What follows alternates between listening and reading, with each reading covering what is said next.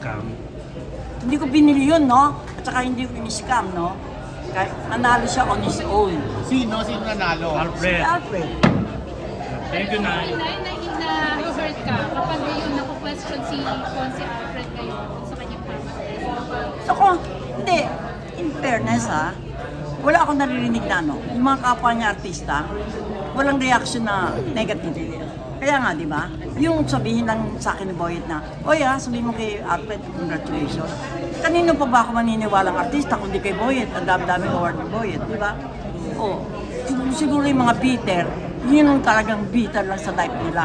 Bitter lang sa life nila. Hindi, wala naman ako narinig na ano, against.